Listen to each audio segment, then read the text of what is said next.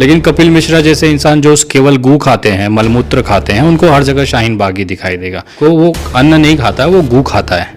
वो सुबह नाश्ते में मलमूत्र लेगा, हगू लेगा, दोपहर के खाने में हगा लेगा, फिर रात को वापस से गू खाएगा। तो जो भी कपिल मिश्रा के मुंह पर जाके सूसू करेगा मूत्रदान, उसको 51 रुपये का इनाम मैं दूंगा, क्योंकि इस भड़वे की जो औकात है ना, 51 रुपये 21 रुपये से ज़्यादा की है नहीं। उस पुतले को तो कुत्ते की तरह उसको पहले धोया गया, लातों लातों मारा गया, उसके बाद उस पर थोड़ा सा वो भी किया गया, तब जाके उसको जलाया गया। कपिल मिश्रा तेरे लिए बोल रहा हूँ, अगर सही में तू एक बाप की औलाद है और पूरे मोहल्ले ने तेरी शहनाई नहीं बजाई है, और सही में तेरे खून के अंदर, तेरे शरीर के अंदर अगर सही में तेरे बाप का खून है, मिश्रा जी तुम्हारा बाप बैठा है ना अभी तो गृह मंत्री अमित शाह, बोलना पापा को उठा के डाल दे जेल में, काहे चिल्ला रहे हो?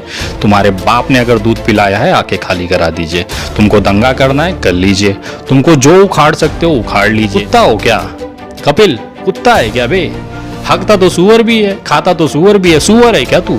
बोलने के लिए हमने एक प्रधानमंत्री रखा है, बड़बड़ बड़बड़ दिन भर बड़बड़ बड़बड़, कुछ काम है क्या उसको? नमस्कार, मैं हूं देव। इस समय आप देख रहे हैं लोकतंत्र टीवी, जहां दुनिया भर के किसान जो है इस समय भारत के किसानों पर नजरें टिकाई हुई है। आपको मालूम होगा कि जिस तरीके से पूरे हिंदुस्तान का जो किसान है वो सड़कों पर बैठ चुका है और इस मोदी सरकार के खिलाफ में अपनी आवाज को बुलंद कर रहा है। दरअसल मैं आपको बता दूं कि जो लोग मोदी सरकार के खिलाफ आंदोलन कर रहे हैं, किसान लोग, आज उनके खिलाफ, उनके ऊपर जो है कपिल मिश्रा जो भाजपा के नेता हैं, उन्होंने अभद्र टिप्पणी कर दी है। यहां तक कि उनको शाहीन बाग पार्ट 2 बता दिया है और यह भी कहा है कि ये नक्सलियों को बचाने के लिए किसानों की एक बड़ी मुहिम जो है इस पीछे पड़ गई है ताकि नक्सलियों को बचा सके। तो इस तरह के जब लगातार सवालात हो रहे हैं इस हिंदुस्तान के नजरों में, किसानों के नजरों में, जिस तरीके से किसानों को गालियां दी जा रही है, मैं इसको गाली से कम नहीं समझता हूं और नहीं मैं इसे गाली से कम कहूंगा, क्योंकि जिस तरीके से शाहीन बाग पार्ट 2 किसानों को कह देना, मुझे नहीं लगता है कि किसी भी तरीके से, किसी भी नजरिए से न्याय संगत व्यवहार होगा, खास करके उन अन्नदाताओं के लिए जो लगातार मोदी सरकार के आंख में आंख डालकर बात कर रहा हो, उसके अन्न पानी को ठुकरा रहा हो। तो फिलहाल इस समय जो हमारे साथ विनय दुबे जी मौजूद हैं, क्या इस विषय पे कह रहे हैं कपिल मिश्रा के बारे में, जरा आइए उनसे सुनते हैं। विनय दुबे जी, आपका बहुत बहुत स्वागत समय देने के लिए। क्या लग रहा है कपिल मिश्रा जिस तरीके से उन्होंने ट्वीट कहा और कहा कि शाहीन बाग पार्ट 2 है किसानों का आंदोलन, कैसे देख पा रहे हैं इन चीजों को? भाई देखिए, जो इंसान अनाज खाता है उसके लिए किसान को वहाँ पे जो आंदोलन हो रहा है उनको किसान ही लगेगा। लेकिन कपिल मिश्रा जैसे इंसान जो केवल गू खाते हैं, मलमूत्र खाते हैं, उनको हर जगह शाहीन बाग ही दिखाई देगा, क्योंकि उसके दिमाग के अंदर ना गू भरा गया है मोदी जी द्वारा और भारतीय जनता पार्टी द्वारा। तो उससे कुछ अपेक्षा नहीं कर सकते, जो दिमाग में रहेगा वही हगेगा ना। ये भाई साहब तो मुँह से हकते हैं, इनको शाहीन बाग 2 लगता है तो उखाड़ लो, हमारा सरकार तुम्हारी, गृह मंत्री तुम्हारा, बहुमत तुम्हारे पास, हमारा झाट उखाड़ के बता लो तुम लोग। तुम्हें ना औकात इस बार पता चल जाएगी। तुम शाहीन बाग चिल्लाओ, नक्सली चिल्लाओ, चाहे जो चिल्लाओ, तुम्हारा ना कुत्ते की तरह हालत करेंगे इस बार, शांतिपूर्वक तरीके से, संविधान के दायरे में रहते हुए, लाठियां खाते हुए, पानी की बौछार झेलते हुए। तुम्हारी औकात, तुम्हारा जो दिल्ली का बाप बैठा उसकी औकात हम दिखाएंगे। नहीं, नक्सलियों कहना, नक्सलियों को बचाने के लिए किसान सड़कों पर है, क्या ये किसानों का अपमान है? भैया मैंने अभी कहा आपको, वो अन्न नहीं खाता है, वो गू खाता है। वो सुबह नाश्ते में मलमूत्र लेगा, हगू लेगा, दोपहर के खाने में हगा लेगा, फिर रात को वापस से गू खाएगा। तो जो गू खाएगा वो गू ही हगेगा ना भैया। तो कहीं ना कहीं इस तरह की जो विचारधारा है वो भाई साहब ने ली है और उसको लिए उन्होंने बहुत मेहनत की है। इतनी गालियां खाने के बाद हम जैसे, मैंने तो पिछली बार 11,000 का उन पे इनाम रखा था, मुझे बहुत शर्म आई थी कि उन 11,000 रुपये का मैंने अपमान कर दिया था।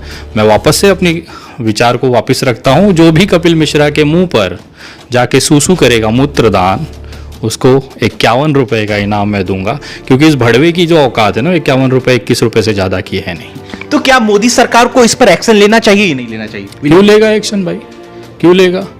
बाप बैठा, बेटे पे कोई एक्शन लेता है क्या? बाप बेटा हगने तो जितना हगेगा, बाप बैठा है साफ करने के लिए। अगर एक्शन लेना होता तो इतना बड़ा दंगा हो गया दिल्ली में, उस पर कार्रवाई क्यों नहीं हुई? जिस जज ने FIR दर्ज करने के लिए कहा उसकी ट्रांसफ़र करा दी गई।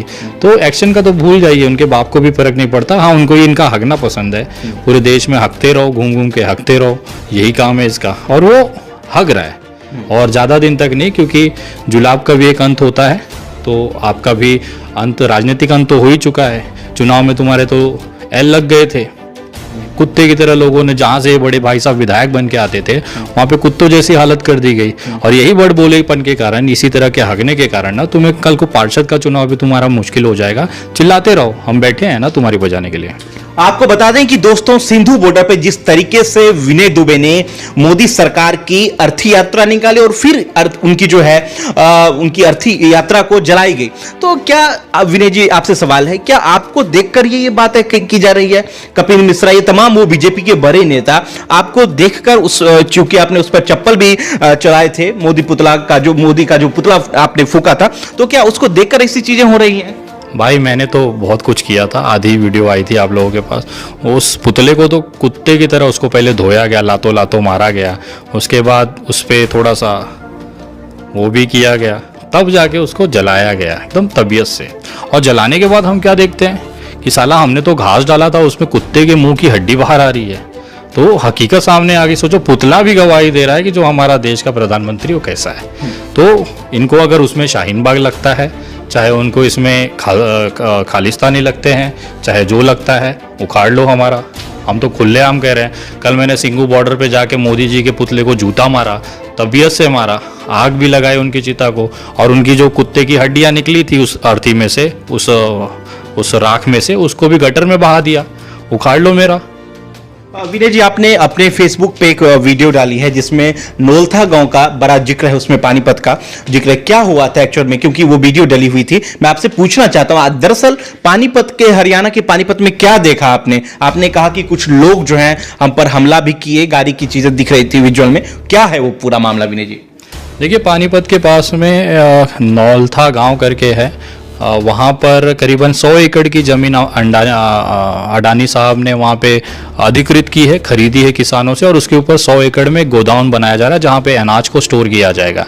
ये वही अनाज है जो हरियाणा और पंजाब का किसान पैदा करेगा, बाद में इसको खरीद कर उस मॉल के, उस गोदाम के अंदर रख दिया जाएगा कुछ महीनों के लिए, 6 महीनों साल भर के लिए।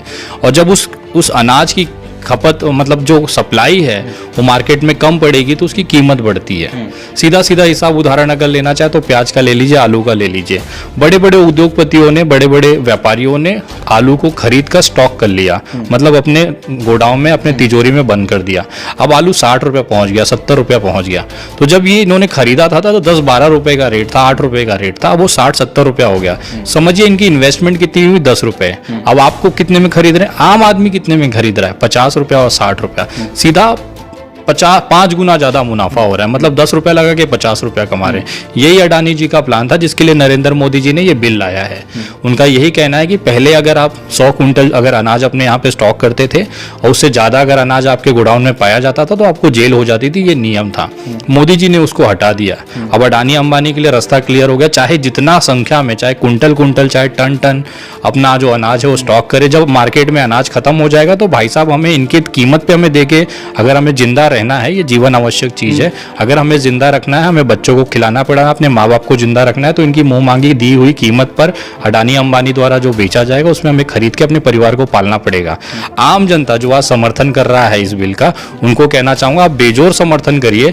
भगवान करे अगर ये बिल नहीं वापस होता है, किसी तरह से अनहोनी घट जाती है, तो कल जब 500 रुपया 600 रुपये किलो आप जब सामान खरीदोगे तब रोना मत, क्योंकि ये जो किसान है उसी की लड़ाई लड़ रहा है। इनको तो 8 रुपया कल भी मिलता था, आज भी मिल जाएगा, लेकिन वो इसके लड़ रहे हैं कि आपको 60 रुपया और 70 रुपए में वही प्याज, वही आलू ना खरीदना पड़ जाए। आपने कहा कि हमला किया गया था, कुछ लोग जो थे वहां पर आपको रोकने की लगातार कोशिश कर रहे थे, क्या था वो मामला?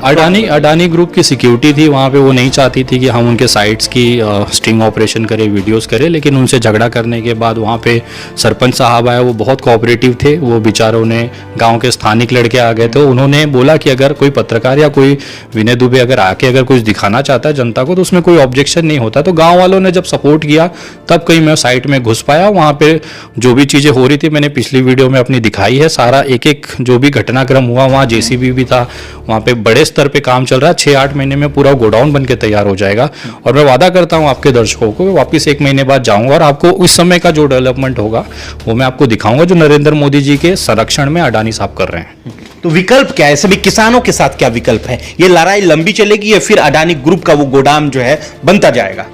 नहीं, लड़ाई तो लंबी चलनी है बेशक, कोई इसमें शक नहीं है, और हमारे पास विकल्प एक ही है, ये बिल को वापस लेना। इसके अलावा कोई भी कमतर समझौता हो ही नहीं सकता।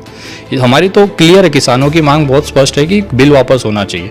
अगर बिल वापस होता है तो बात होगी, अदरवाइज आंदोलन चलता रहेगा। आप 5 महीने चलाइए, 6 महीने चलाइए, साल चलाइए, हम तैयार हैं। दूसरी बात यह है कि कपिल मिश्रा जिस तरीके से दिल्ली हिंसा को भड़काने की लगातार कोशिश कर रहे थे, अब सवाल ऐसे में बनता है, क्या जो किसान है पंजाब के हरियाणा के जो बॉर्डर पे, दिल्ली के बॉर्डर पे जो किसान दस्तक दिए हुए हैं, जो बैठे हैं प्रोटेस्ट करने के लिए, क्या उनको भी भड़काने की कोशिश की जा रही है? फिर दंगा जैसी स्थिति लगातार बनने की कोशिश की जा रही है, क्योंकि कपिल मिश्रा ने कह दिया कि ये शाहीन बाग पार्ट 2 है। शाहीन बाग के बाद हिंसा हुई, तो क्या दिल्ली में भी किसानों के साथ हिंसा होने की संभावना है या नहीं विनय जी? देखिए, किसानों की तरफ से कोई संभावना नहीं है। वो बेचारे बैठे हुए हैं, बुजुर्ग लोग हैं, उनके पास तो कोई ऐसा नहीं, सिर्फ लट के अलावा वो भी अपना सहारा लेके चलते हैं। रही बात तो कपिल मिश्रा भड़वे से बोलना चाहूंगा, पिछली बार तो आ गया था रास्ता खाली कराने। वो तेरी जो भूतनी है, क्या नाम है उसका, रागिनी तिवारी, उसको भी लेते हैं और तू भी आ जा और खाली करके दिखा। तूने ठेका लेके रखा है ना रास्ता खाली कराने का। शाहीन बाग पे तो बड़ी बड़ी चौधरीपना कर रहा था। अब आ तेरी औकात, वहां पे किसान बुजुर्ग दिखाएंगे। तेरे लिए युवा की जरूरत नहीं, तुम्हारे लिए हमारे बुजुर्ग ही काफी है। और तू अगर सही में एक बाप की औलाद है, अगर पूरे मोहल्ले ने, कपिल मिश्रा तेरे लिए बोल रहा हूं, अगर सही में तू एक बाप की औलाद है और पूरे मोहल्ले ने तेरी शहनाई नहीं बजाई है, और सही में तेरे खून के अंदर, तेरे शरीर के अंदर अगर सही में तेरे बाप का खून है, तो आजा सिंगू बॉर्डर पे, आजा टिकरी बॉर्डर पे, आजा गाजीपुर में या चिल्ला में, कहीं जो तेरी मर्जी, जो तेरे को नज़दीक हो, तेरे को अच्छा लगे, जहाँ तेरी ताकत हो, मजबूती हो, वहाँ चला जा और खाली करके दिखा दे। अगले 10 दिन का मैं समझ देता हूँ, 2 घंटे का नहीं, 4 घंटे का, अगले 10 दिन के अंदर अगर तूने खाली करा लिया तो मैं समझूंगा तुझे एक बाप ने पैदा किया हुआ है। अदरवाइज तो मॉडल टाउन जिंदाबाद। नहीं, क्या विकल्प क्या है? क्यों नहीं तमाम लोग जो है मोदी सरकार, ये तमाम मंत्रिमंडल, इस पर क्यों नहीं कार्रवाई की जा रही? खुलेआम लिख रहे हैं वो। योगेंद्र यादव की तस्वीर जो है उस पर लगाई जा रही है कि ये जो है ये नक्सलियों को संरक्षण दे रहे हैं। क्यों, ऐसा क्या है विनय जी जो कार्रवाई नहीं की जा रही है? भैया, जो नक्सली अगर हैं, आपके पास सबूत है कि नक्सली हैं, खालिस्तानी है, पाकिस्तानी है, तो भाई आप उठा के जेलों में क्यों नहीं डाल रहे हो? आप सिर्फ डायलॉग कर रहे हो, आप बड़ी बड़ी बातें बकचोदी कर रहे हो। आपके पास अगर एविडेंस है, अगर योगेंद्र यादव नक्सली है तो तुरंत, गृह मंत्री है यार हमेशा तुम्हारा बाप, मिश्रा जी तुम्हारा बाप बैठा है ना अभी, तो गृह मंत्री हमेशा बोलना पापा को उठा के डाल दे जेल में, काहे चिल्ला रहे हो? और नक्सली है, खालिस्तानी है, तो उठा के जेलों में डालो ना, काहे इतना पड़पड़ा रहे हो यार? अभी तो सरकार तुम्हारी, पुलिस तुम्हारा, बहुमत तुम्हारे पास, उसके बाद भी कुछ उखाड़ नहीं पा रहे हो। नल्ले हो क्या एकदम? क्या ये दंगा को स्वरूप दिया जा रहा है? आपके नजरिए से क्या लग रहा है? किसानों को भड़काने की कोशिश की जा रही है? नहीं, आपके नजरिए से भी किसान संवैधानिक तरीके से ही आंदोलन करेगा, और हमारा पूरा समर्थन संवैधानिक तरीके से, अहिंसात्मक तरीके से हम अपना काम करेंगे। हम लाठी खाने बैठे हैं, हम पानी की बौछारें सहने को बैठे हैं, हम पुलिस वालों के पैर पकड़ पकड़ के आगे आए हैं। बुजुर्ग हमने देखा है किसानों को, बुजुर्ग किसानों ने पुलिस वालों के पैर पकड़ के रेंगते हुए पेट के बल आगे बढ़े। तो हमारा आंदोलन कुछ ऐसा होने वाला है। और जिनके पीछे जो पिछवाड़े रेमानी कीड़ा अगर जंप मार रहा है ना, तो आ जाना खाली कराने के लिए।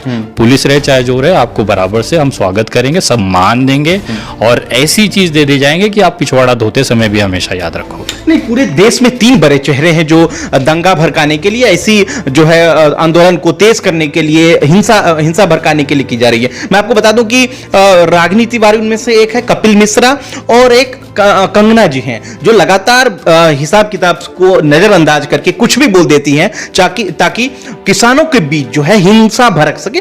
क्या बात है, इस पर क्यों कार्रवाई नहीं होनी चाहिए? मैं आपसे पूछता हूं। कंगना रनावत, कपिल मिश्रा और वो रागिनी तिवारी, तुम सभी और उनके तमाम समर्थकों को और चेले चपाटों को पूरा तरह से आमंत्रण और स्वागत हम बोलते हैं, वेलकम बोलते हैं।